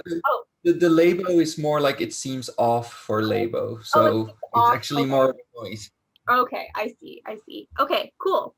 Yeah, so I guess we can start. So for those who are saying noise, well, there are more than 3 pulses in zero cross. There are 4. I would personally argue they're pretty good quality. You may disagree with me. But for me, there's more than 3 pulses in zero cross of good quality. So I wouldn't ID this file as noise, even though it is super short. We don't know why it's short. But yeah, for me, it does look like a bat. It does look like it's high frequency as well. The FC is around 42, so it's quite a bit above 35 or 30, whatever you define it as. And so I would think it's a high frequency species. In high clutter habitat, we talked about it being really difficult to ID to species unless that one particular condition, right? And a lot of you already touched on it, which is amazing. So in high clutter, we don't rely on the slope to ID a file as Myotis.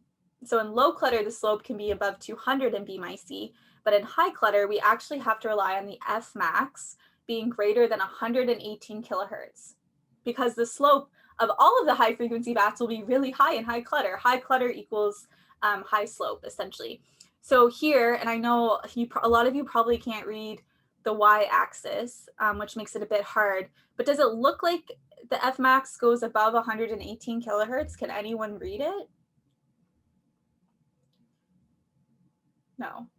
No as in it doesn't. I'm going to assume no means it doesn't look like it goes above 118 and not know that you can. Yeah, exactly. It is 80-ish. This is 80 here.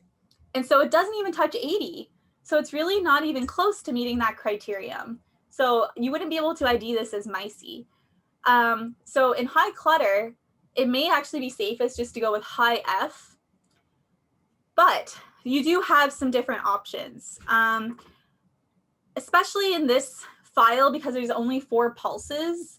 I might be inclined to stick with high F because we can't get a lot of information. But if you're in an area in Nova Scotia where like you don't expect Pesu, where Labo maybe isn't that common, you may decide to ID this file as 40K Myo, and that would be okay. So it does also depend on your actual region and what you would expect to see. But I would ID this file probably as high F, or in an area where I really am mainly focused on those 2 Myotis species, you could call this 40K Myo, but it definitely wouldn't fit for Myotis. In terms of undulation, it does look in the normal time like it's undulating, but it might be hard to see in the image, but the full spectrum actually is pretty consistent. And you see that down here. So it doesn't look like it's undulating, but there's only 4 pulses. So is that clear for that one? It's not meant to be a trick question, but it ends up being a bit confusing, I think. It does show that the less information you have, the less certainty there is to narrow it down to a species, especially in high clutter habitat? You can, probably wasn't very clear. You can go with high F if you want to be like really all inclusive. Like if you're in an area that you might maybe occasionally record Labo, and you're just not really sure, you could go with high F.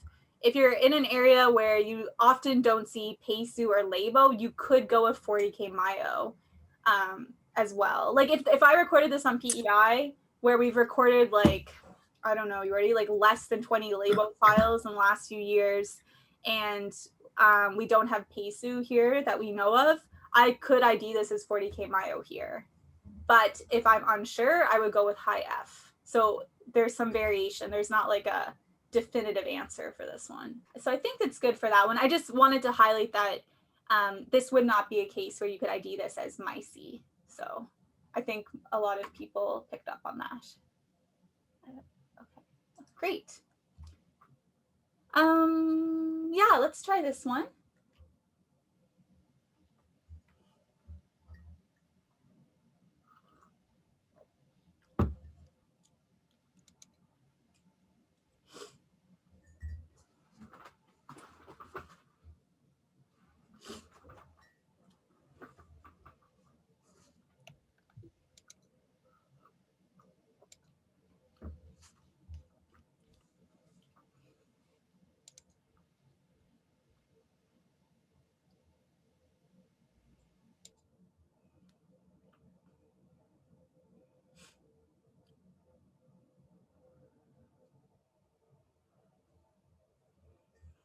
Okay, how do we feel about this one?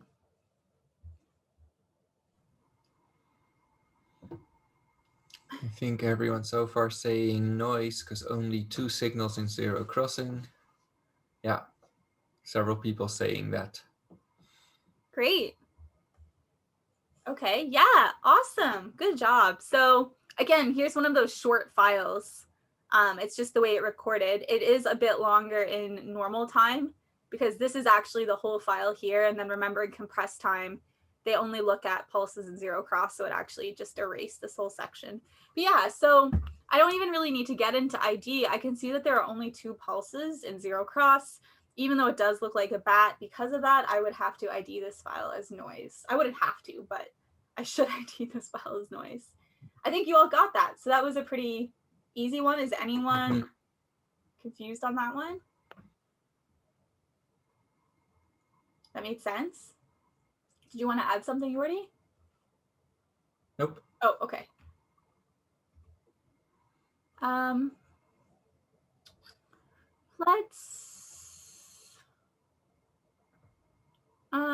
Let's skip this one for now because I always think we have more time than we do. Let's try this one, I guess.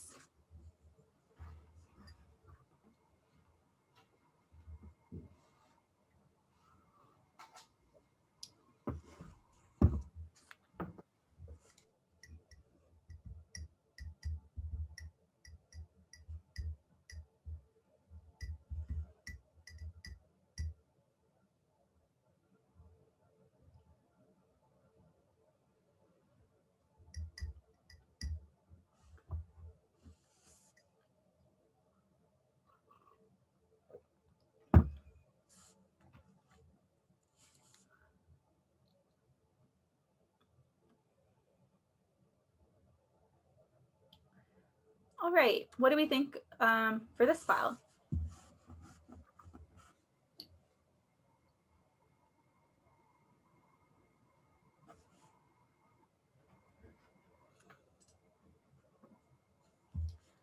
I've got one Labo undulating, another one FC greater than 30 undulating Labo. That's 4 votes for Labo so far. Does anyone not think it's Labo? Social calls, question mark. Is anyone super confused by this file? Does it look weird to anyone? Thought it was Pesu. It looks like Okay. Pesu or very low SC question mark. It's odd. Yeah, people think it's weird. Awesome. Okay, cool. lots of variation for this one for sure. Okay, but I think we've agreed looking at the FC, if we were going to ID this to species, it would be high frequency, right? It's above 30 or 35 kilohertz. In normal time, I can already tell it looks a little weird by the shape of the calls, but it's really in compressed time, you're seeing that wormy appearance, which is always a red flag to me. Why are each pulse, why is it kind of like a little wave, like it moves up and down? If you actually looked at some of these pulses, not the average for the whole sequence, but specific pulses, they might also have a negative slope, which is kind of a bad sign. So there's definitely something weird going on here. When I play it back, I can tell it does sound like a bat. It is likely a social call, but we can't ID social calls to species. And actually, because it's weird, because it likely is a social call, I wouldn't even feel confident putting it in the high F category because we don't really know what social calls look like for high or low frequency species. And so I would actually ID this as no ID. It does look like it's undulating for sure. So I could see why Labo would make sense. It's the shape of the calls is strange. Also for Labo, which really has an FC up to 45, you would expect the slope of the calls at the higher end of its frequency to be quite steep. You wouldn't expect flat calls this high, right? Unless maybe you were thinking Pesu, which I could understand, but Pesu would be consistent, which this isn't. So again, this file was sent to a few different experts and they ID'd it as Pesu, 40K Myo, and social calls. So again, they couldn't agree on this file, in which case I would go with no ID. Does that make sense to everyone? And again, the slope would be pretty low for a Myotis species for 40K Myo. Does anyone want me to, okay, it makes sense. No one wants me to go into more detail on that one. Anytime you see calls that look like little worms, something weird is going on. And obviously it helps to be able to play back and listen to the file. Okay, how are we doing for time? We're doing pretty well. Let's try this file.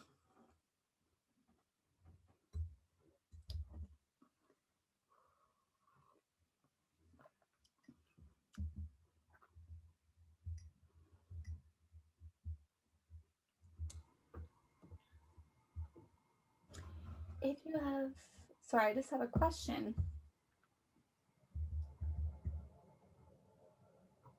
Is it ever possible?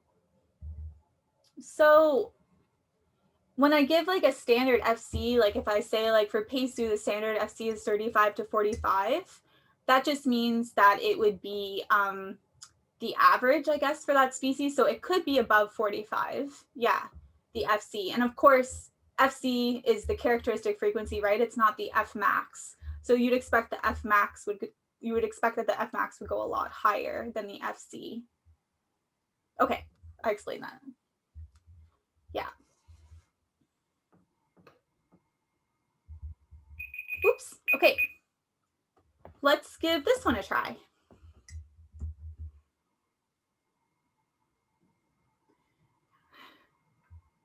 How are we feeling about this one? We've got an Epfulano, not feeling confident.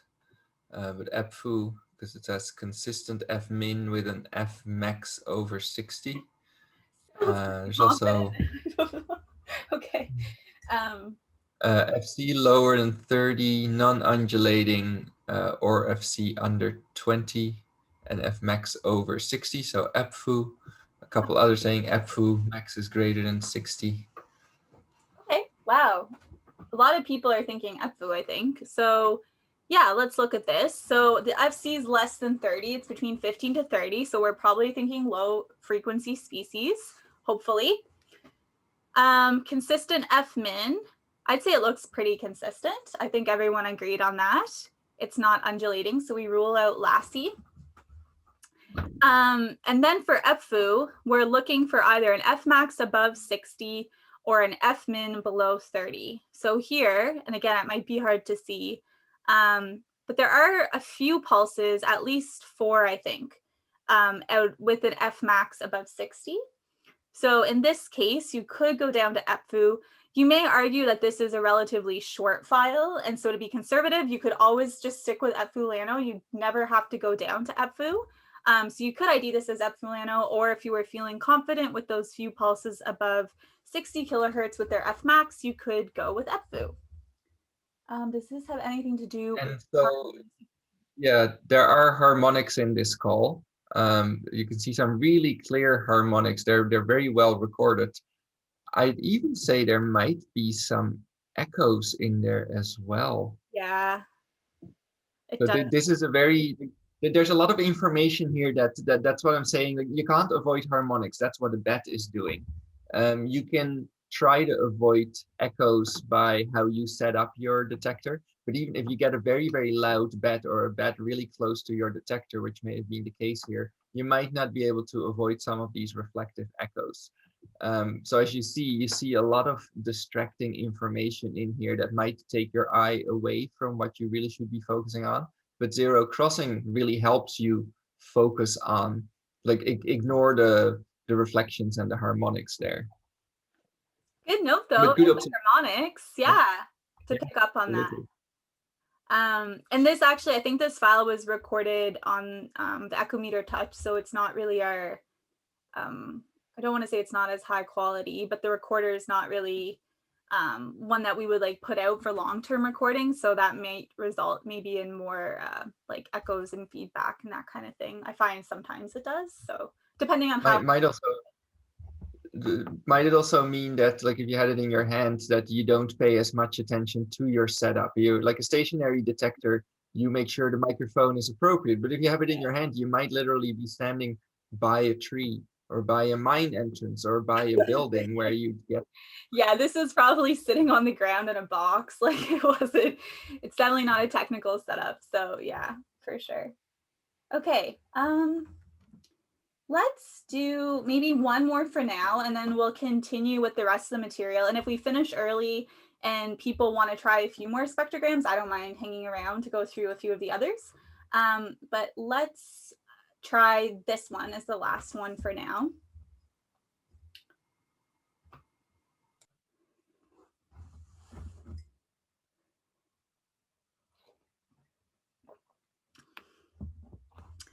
If you are struggling, you will note that I very kindly gave you 3 different FCs and SCs. I don't know if that means anything, but it might be helpful.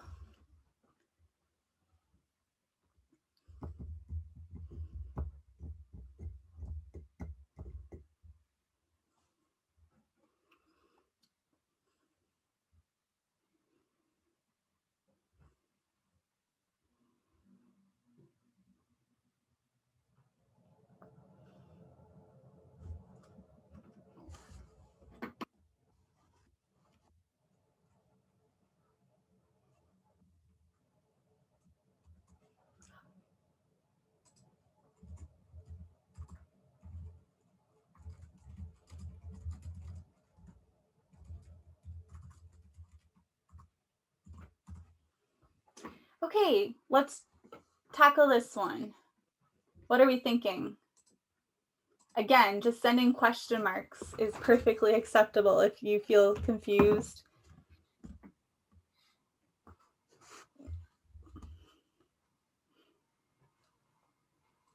No one wants to answer this one. Oh, Labo and Lassie and EPFU-LANO. Oh, okay. Lassie, I think, also a Labo because it's high frequency and undulating from left to right. Labo, Lano, Lassie. Wow. Second and third, just noise. Okay, lots of answers, but I think people are on the right track. Lassie, EPFU-LANO, Labo. Okay. So I think what you're all saying would be, is it fair to assume that everyone's saying there are multiple bats within this file and likely multiple species? Yes, okay. Yes, okay. I know. Yeah. Yeah, you definitely won't see. Once you see that, it starts to make much more sense when you realize what's going on. Yeah, because before that, it's just like, what? Such a mess. I can say you definitely won't see a file just like this that often, but it is something you can come across because we did record this. So, okay, when I'm seeing a file that there's like a lot going on like this, I personally usually start from high to low frequency because I'm more familiar with IDing higher frequency bats. So if we look at these values on the left, so the FC is around 44. And so that would be this line here above this line that I drew, this sequence. So we're thinking for this one high frequency with an FC above 44. Would that be fair? It's above 35 kilohertz. Okay. So I think some of you were thinking this might be Labo, which is kind of hard to see.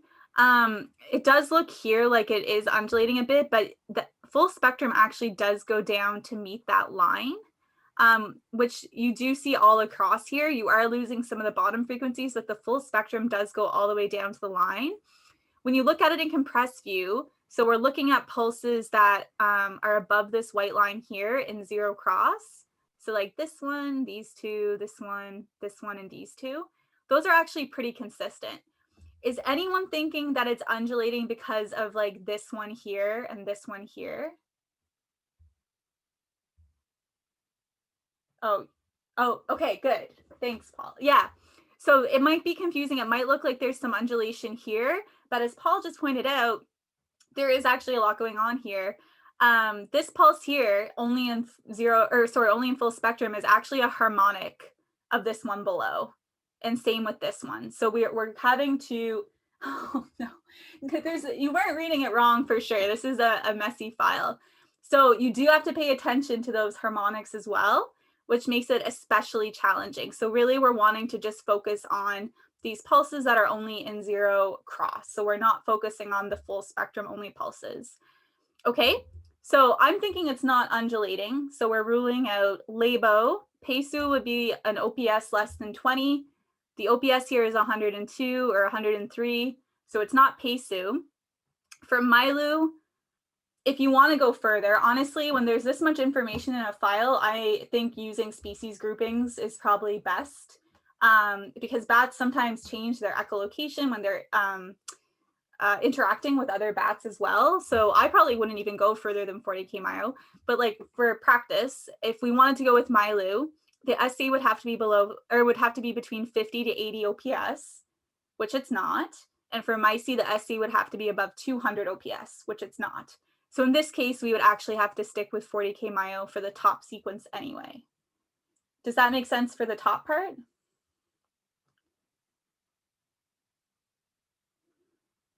Okay. Yes. Okay. So now, because I don't really know what's going on in the middle, I'm going to go down to the bottom. So I'm going to look at these pulses kind of in here. And I find, honestly, it's hard. You actually all did really well at separating the lower frequency ones. I find that the most difficult part of this file. So we're looking at these pulses with high amplitude in here, and you can see it's down, up, down, and then it goes up over here. And when we look at those pulses in compressed time, so like this one here, and then here, here, here, it jumps up here, and there's a hook. We see a hook. So because it's undulating, we see a bit of a hook shape.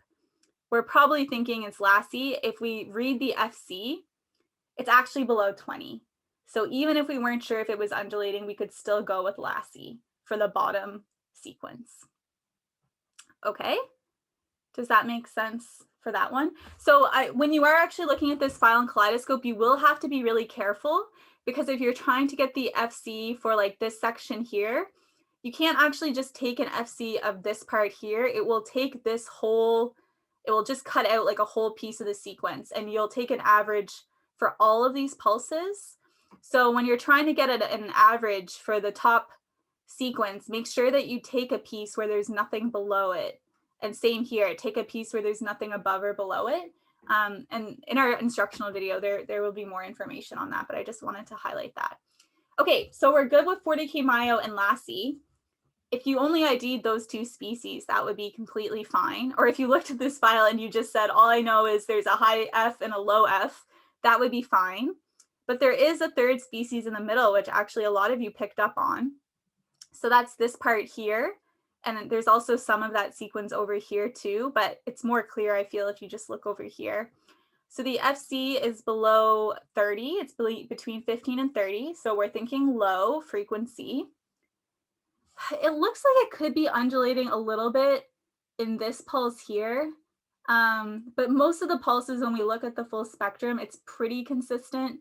There may also be a bit of an approach phase there, which makes it a little harder. But I'd say it looks fairly consistent, which would rule out Lassie. So we'd be thinking Epfu-Lano.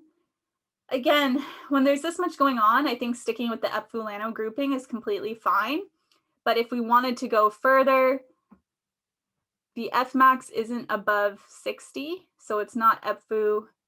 The F min isn't really below 23, so it's not Epfu. And then for Lano, the pulses would have to have a slope less than 15 OPS, which they don't. So we would stick with Epfu-Lano anyway. So for this sequence, you could go with 40K Myo, Epfu-Lano, and Lassie. Tessa, did you explain that the software doesn't produce these values that you have on the screen?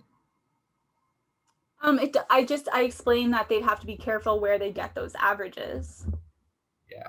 Yeah, you have to hand from the software, but I had to hand pick where it's not an average for the whole sequence because it would take all of this information and average it. Yeah, I explained that. Yeah. Yeah, you can make sub selections in the software and then have it generate values. Yeah. Yeah. So if we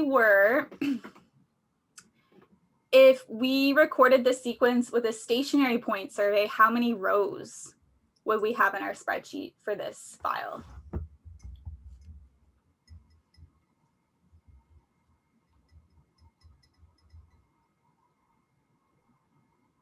3, right.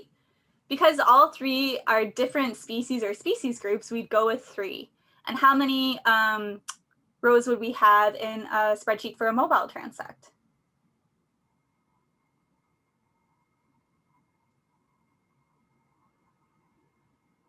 3, yeah, right, also 3. Perfect, because for the mobile transect, you want to count every bat. Awesome, good. I feel like that's always a bit of maybe a discouraging one to end on, but honestly, you won't see this that often. It's kind of just for fun. You will maybe occasionally see it, so it is good to be able to start to break down when you see this. Don't just panic, but just follow how we practiced all today, seeing if sequences look high or low, and then you're more than welcome to stick with those more or less detailed species groupings if you need to, and that's fine. Yeah.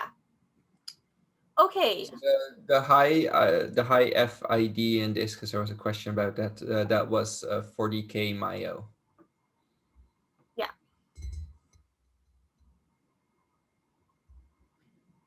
Okay. Yeah. Does that make sense? It being 40K Myo? Yeah.